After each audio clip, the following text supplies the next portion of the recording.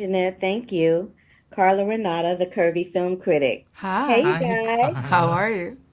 I'm good. I'm good. So I have a question for you. Stick with me because this is I'm gonna go around the barn before I get to the front door. Just hold on for a second. All right. So last night I saw Death of a Salesman in New York City, right?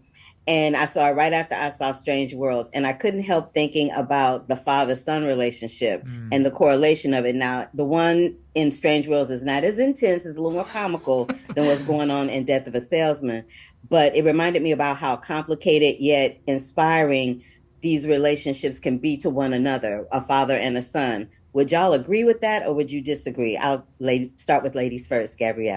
Oh, I absolutely agree. Absolutely agree.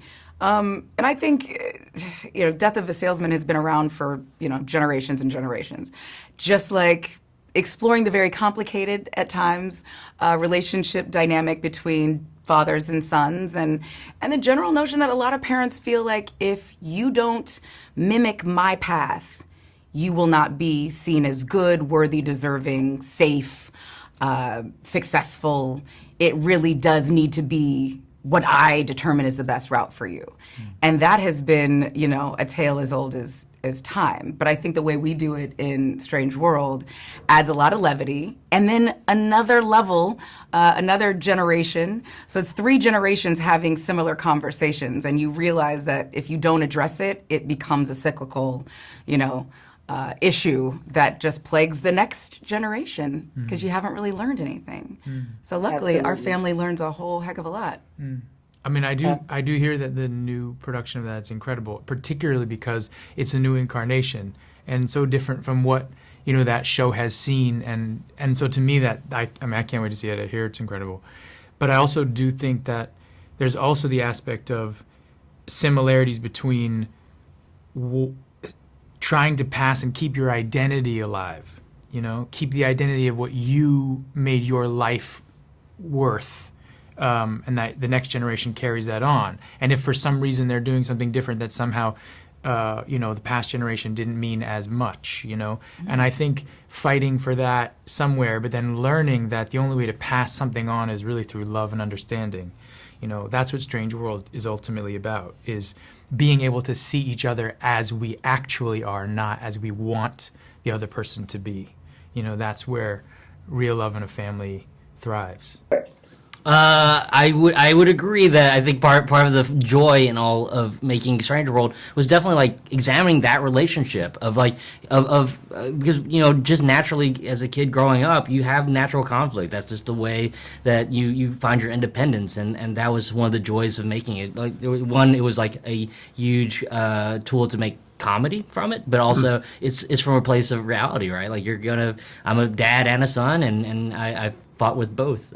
So Exactly. You guys have anything to add, Roy? Yeah, when I was first shown the script and pitched the story by Don and Quee, and there was that three generational story of father son. I'm a sucker for father son stories, and it's because in the sixth grade I read Death of a Salesman, and it blew me away. This has such a light, adventurous tone comparatively, but at the same time, there's that same dynamic of how, as a son, you have to work it out with your dad, and I love that. I just love those stories. Me too. What about you, Don? Well, yeah, I mean, that's the whole. Well, yeah, I mean, the whole. Reason for this movie even existing was, I was looking at my sons and thinking about what world they're going to inherit, and what world did I inherit from my dad, who's a farmer.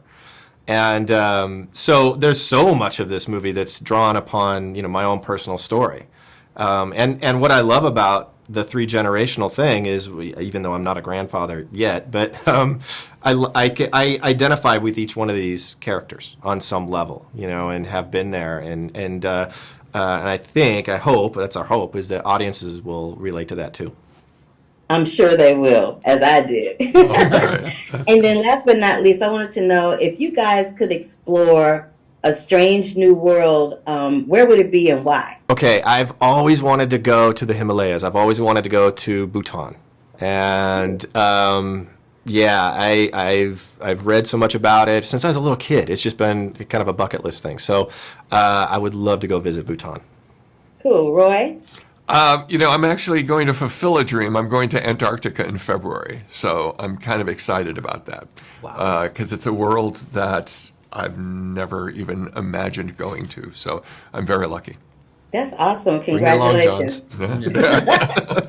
And last but not least, Quee. I want to go not with the actual location, but time. I would actually go back in time and visit Vietnam and see my parents as young, teenagers and see, them in their punk rock age, Svalbard was a strange world. It's 400 miles from the North Pole.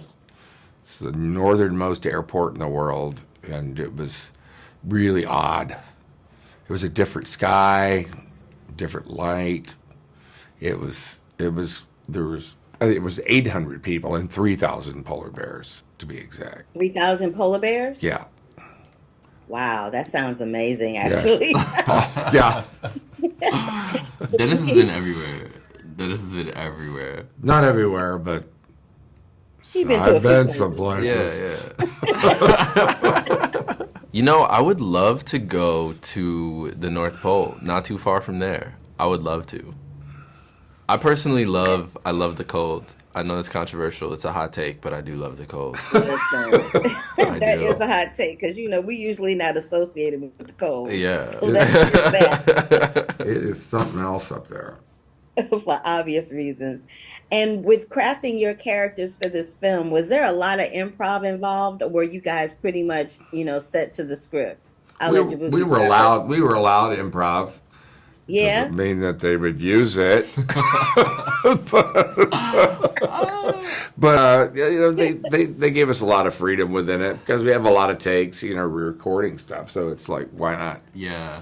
I always just love going. I'm like, can I do 3 this way and then just do whatever comes in the moment? Because even if it ends up not being used, it'll inform something later, or it just gives you a more well-rounded view of the character. I find that it always ends up being useful in some way or another. Now, each generation thinks that they know more than the one before. Were you guys that kid in your family, or are your kids that way? Yeah, no, I mean, I thought I knew it, but I also thought I knew it at 15, 16. You couldn't tell me a thing. I thought everyone was so stupid. Oh my God. And now that I'm a parent, I was like, oh, yeah, I didn't know diddly. And I look at our kids who think that we're dingbats and we couldn't possibly know. We couldn't possibly understand. We're like, oh, just you wait, baby. Just you wait. Just you wait. Yeah, I think every generation kind of feels they have all of the answers and that their parents couldn't possibly know anything. Of course. Jake, were you that person in your family? What was I? I don't know. I have such incredibly powerful people in my family. They're very, very, very strong energy. So, a lot of my time was, particularly my older sister, kind of worshiping, her in a lot of ways. She's so incredible. But, there's a great Paul Simon line where he says, "I was born before my children and my father before me."